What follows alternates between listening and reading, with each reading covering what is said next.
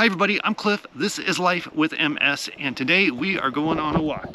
Amelia and I. Well, we talk about the most important things you're ever going to learn about multiple sclerosis if you're newly diagnosed. These are the things they don't tell you before they load you up with the DMTs and give you the MRIs and the spinal taps and all that stuff. This is the important stuff. Let's go. So how do you prepare for life with MS? Well, it's complicated. And the funny thing about that is it's almost an irony because you have to simplify everything. You see, what they don't tell you when you get diagnosed, and sometimes they do, but MS is all about energy management. In fact, one of the reasons you may have gone to the doctors to begin with, or the neurologist to begin with, is because you were suffering from extreme fatigue. Probably the most common symptom with multiple sclerosis. And what I've learned with multiple sclerosis after living with it, what I suspect my whole life, but only being diagnosed in 2018, is that you plan your days around how much energy you're going to put out. And it's different for everybody, and it will get better as you figure it out. Sadly, the fatigue is always there, at least it is for me. But what I have to do is think smart about it. And I almost have to project manage my whole day. So, for example, hey girl, come on girl. Good girl, what are you eating? What are you eating, turkey? For example, I don't make the bed.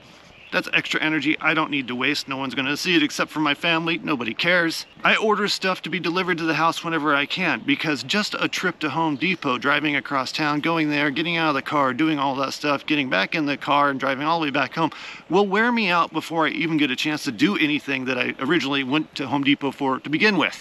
And I know a lot of people with MS do grocery delivery. Like, that is super, super important.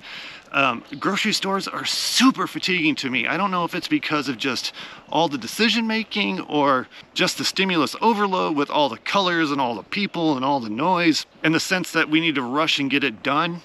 And it's just not fun to begin with. So ordering groceries online saves me a ton of time and it saves me a ton of energy. Come on, girl. And then I have a family, so I've got to plan around that. So if we want to go hiking, let's say we go hiking in the morning from 8 until 11 a.m., or we go on a walk or something, then I have to think about what am I going to do the rest of the day that's not going to require as much energy or also gives me a period in which I can lay down and take some time to myself.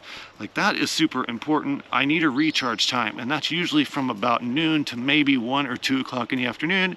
And that doesn't mean like falling asleep. Sometimes on really hot days it does. It means just resting and letting my body recharge. And the way I know I've overdone it is my whole body starts to vibrate and then things start getting out of control. And that part sucks. And that rest can make a big difference. It won't completely alleviate the fatigue that I'm experiencing at that time, but it will greatly reduce it and allow me to do things later on in the day. And you better believe I have a hard set time on when I go to bed. And I'm really gasping for air out here because it's getting hot. I'm in North Carolina. Whew. Come on, girl. Good. This is Amelia. She's a border collie. She's 10 years old. She's awesome. Come on, lady. Come on, girl. So in a sense, I cut my day into 2 parts. I have my early mornings, and then I have my late afternoons, and then I have my sleep time. And sleep is so important with this disease. And I gotta tell you, I don't sleep well. I have to get a lot of exercise to sleep well and to get rid of the spasms and all that stuff, and maybe I just sleep through them at that point. But it's really important to have a schedule. This disease loves to have a schedule, and I know that's hard with today's modern living. Hard to schedule anything. But with a family and work and all that stuff, it is possible. It is totally possible. So time management, energy management is key. That's number 1.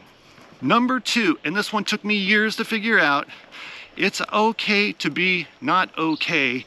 And for the people around you that aren't okay with that, you need to be okay with letting go of those people, because toxic relationships and this disease are a recipe for disaster.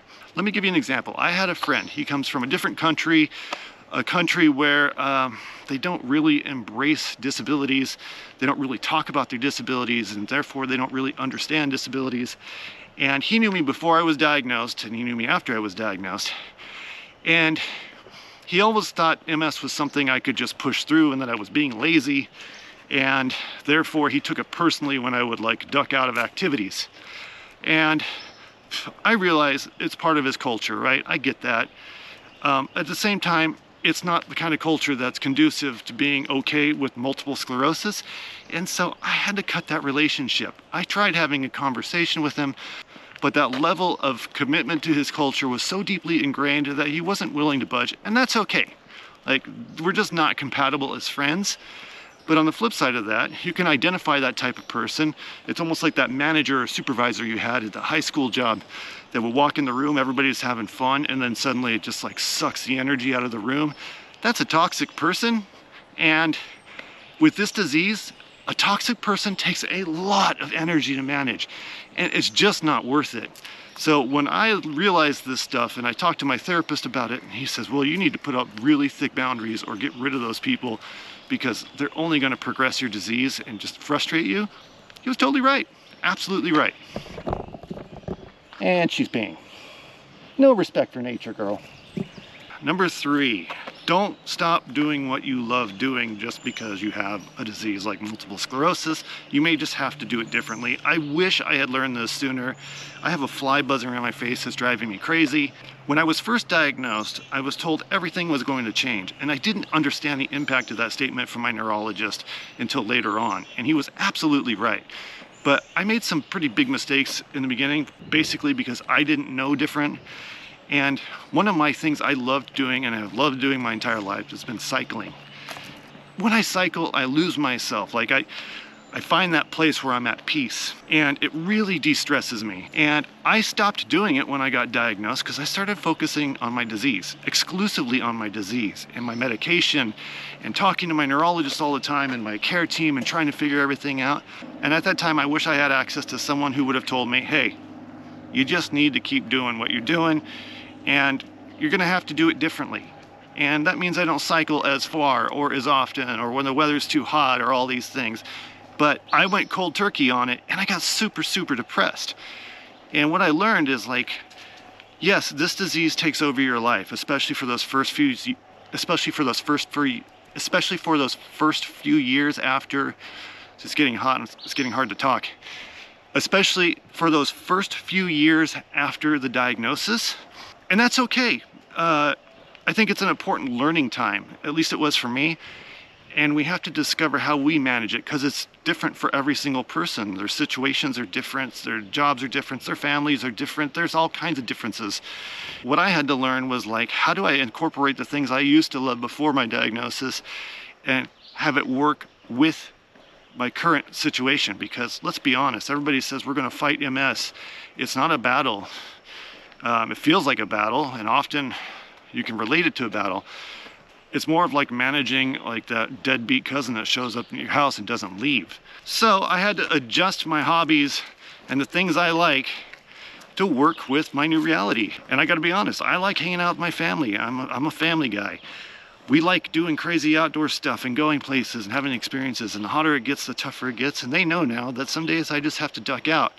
And that's okay, but it just has to be clearly communicated with everyone. What are you eating, girl? What is that? You got a stick? Ooh, yummy. And number 4, to disclose or not disclose. Now, what do I mean by that? I learned what I should talk about and what I shouldn't talk about, and who I should talk about it with and who I shouldn't talk about it with. And when I was first diagnosed, a lot of people said, oh, you should tell your employers. They have special programs for people like that.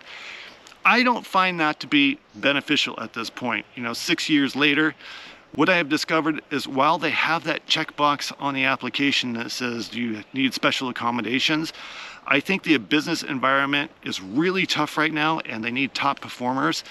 And if I was hiring people at my company and I was worried about productivity, knowing what I know about MS, would I hire somebody with MS?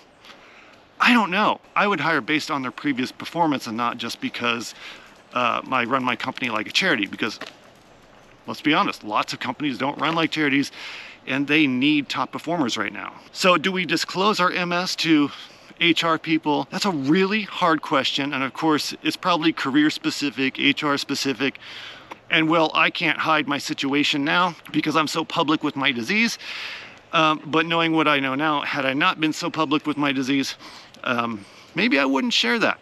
And when I did in my previous role, I was very clear with expectations, both for them and for me, and that helped. But I had a very unique employer contract it was a small company, and the person that owned the company had a child who was disabled, so they kind of understood it.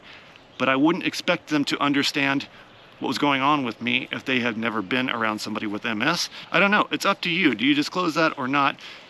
But knowing what I know now, I probably wouldn't. And I know a lot of people think, well, that's just not fair and blah, blah, blah. You know, the world's not fair. It's really not fair with what's going on in the economy right now. And that's the thing we have to learn with MS over time. And I think most people that have MS figure this out. Life's just not fair. And this disease makes things really, really freaking difficult. But it also makes us very, very strong. And one of the things that kind of bugs me about having MS and not being able to talk about it in an employment position is like, they don't know what we are capable of. We are fantastic problem solvers. We know how to prioritize, and we know how to get things done efficiently because we do it all day long for ourselves.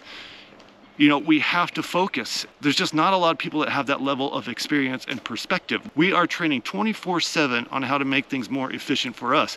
And that rolls over into a skill set that in a workforce makes us super productive. And I can tell you, in my first 4 hours of the morning at my last job, I got more done than anybody in the office because I was just busting butt knowing that I only had a good 4 hours.